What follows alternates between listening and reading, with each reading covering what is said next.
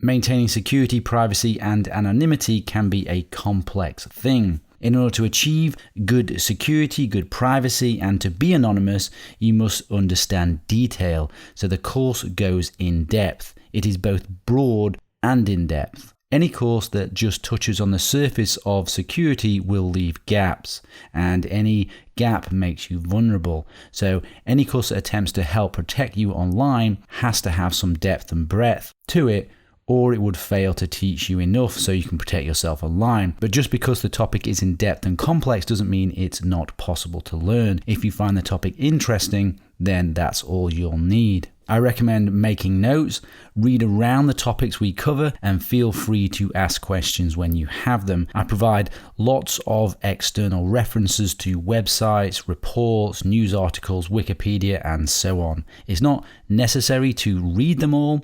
These are just for further reading if you want to go further into the topic. I also recommend setting up a test environment in order to practice what you learn, and I'll teach you how to set up a test environment later on in the course. One of the best ways to learn is to learn to teach someone else. If you have in your mind that you need to teach what you are learning to someone else after, or actually do teach someone else, that will really help you retain what you learn. According to a psychology report, learners retain approximately 90% of what they learn when they teach someone else, or if they use it immediately, which is why I recommend you learn it from the perspective that you're going to teach someone else or actually teach someone else, and you set up the test environment so you can use these things immediately. This is not a course for you just to watch and listen and then forget. This is a course for you to actually learn and then be able to practically apply. And also, learners retain approximately 75% of what they learn when they practice what they learned. And you can see some of the other statistics here.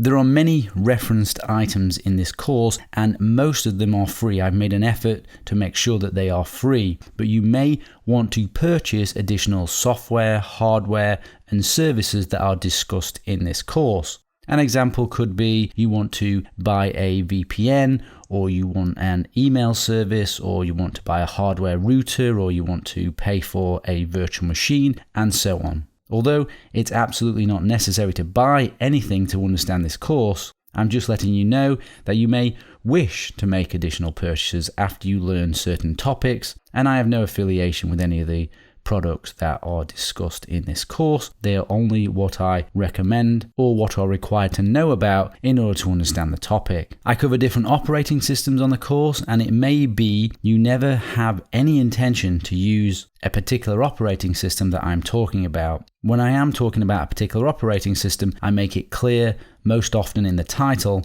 so you can potentially miss those videos if you wish. Like, for example, Windows 10. You may never have any intention to use that, so therefore there may be no point in watching a video that teaches you how to change the privacy settings. So as I said, you might choose to skip those sections as they're not relevant to you, but that's up to you. I don't recommend you skip the sections on Linux particularly, because when it comes to serious security and privacy, the Linux and Linux type operating systems really are required. Certification and accreditation. I am developing an official accreditation and certification for this course. If that is something that interests you, then please keep an eye out for updates on this.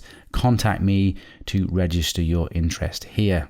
And some final advice. Take affirmative action. Knowledge is no good if it's not applied. Most people will listen to some of this course and apply only a bit of it. But if the consequences of a breach in your security, privacy, or anonymity is high, then you have to take affirmative action and apply the techniques I teach you here. And finally, my hope is that the information in this course will be used positively to improve people's freedom, security, privacy, anonymity, and above all, liberty. Please do no harm with this information and stay legal.